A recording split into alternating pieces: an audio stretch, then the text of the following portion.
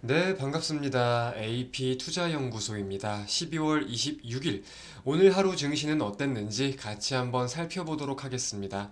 양대 증시 사실상 상승하긴 상승을 했으나 큰 의미는 없지 않았나라고 좀 여겨볼 수 있을 것 같아요.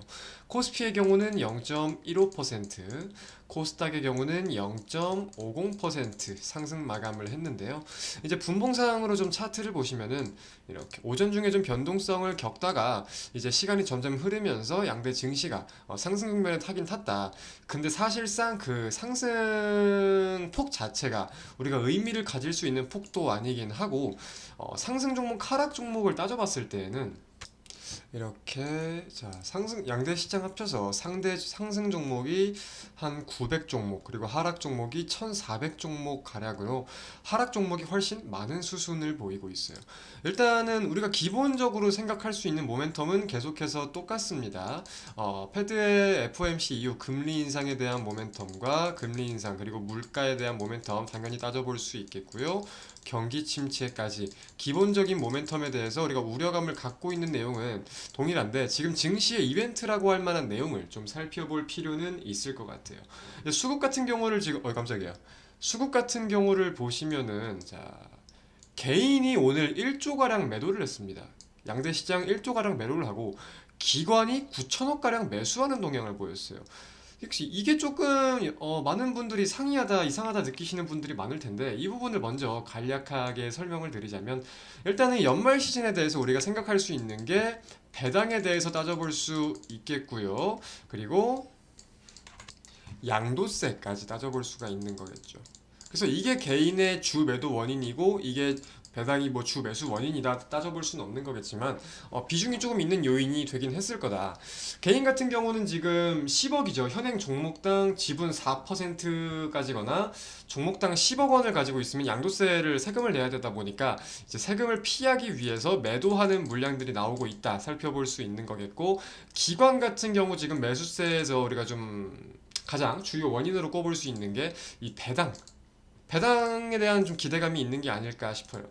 이렇게 달력을 좀 보시면은 오늘이 26일, 그리고 내일이 27, 모레 28, 글피 29 이렇게 되어 있습니다. 30일은 휴장이죠.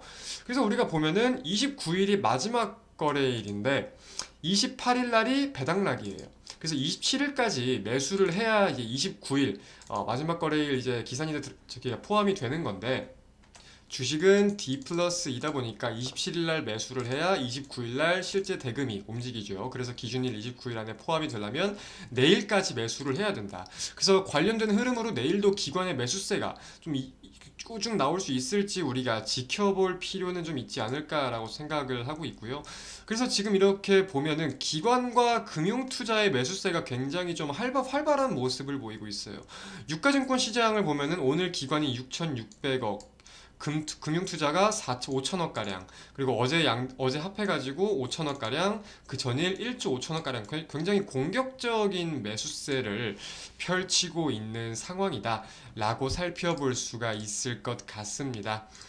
자, 또 세금 관련해서는 금융투자 소득세, 금투세라고 부르죠.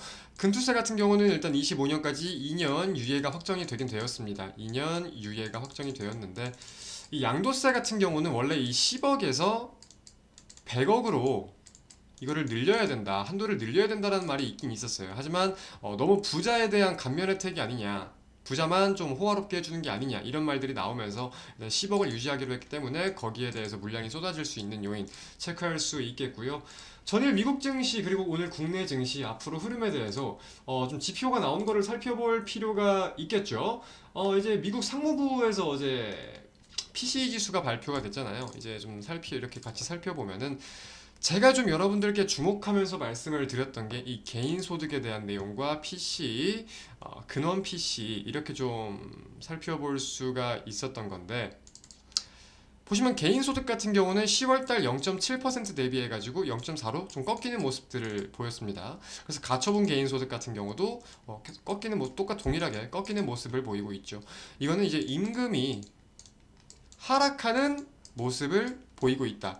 아무래도 경기 침체가 오면서 임금이 하락하는 요인이 좀 나오지 않나 생각이 드는데, 제가 지난주에 영상을 통해서 말씀을 드렸을 때 미국에서 지금 원하는 임금이 거진 환화로 1억에 가까운 수준이다. 그리고 영국 같은 경우는 임금을 올려달라라는 명목을 가지고 굉장히 다양한 업종들이 파업에 나서고 있다. 이런 말씀들을 드렸어요. 미국이 이 기조를 따라가면은 경기 침체 관련해가지고 우리가 우려감을 더 깊게 가질 필요도 있는 거겠죠. 일단 좀 불확실성을 가지고 꾸준히 살펴볼 필요는 있을 것 같아요. 임금은 무조건 떨어지는 게 좋지 않을까라고 저 같은 경우는 지금 생각을 하고 있고요. 결국 제가 말씀을 드렸듯 임금의 상승은 물가의 상승을 노래하는 거기 때문에, 쉬운 예로 시급 10,000원인 식당, 시급 10,000원의 아르바이트를 고용하는 식당과 시급 50,000원의 아르바이트를 고용하는 식당의 그 제품 가격 차이는 천지 차이겠죠. 이렇게 쉽게 생각을 하시면 됩니다.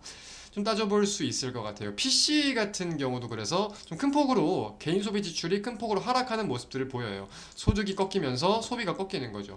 0.9에서 0.1로 연준, 그리고 제가 주목한다고 말씀드렸던 근원 PC 같은 경우도 0.3에서 0.2, 전년 동기 대비 5.0에서 4.7로 이렇게 하락하는 모습들을 보이고 있다 보니까 우리가 이런 부분들에 대해서는 긍정적인 좀 모멘텀을 가져볼 수 있을 것 같아요.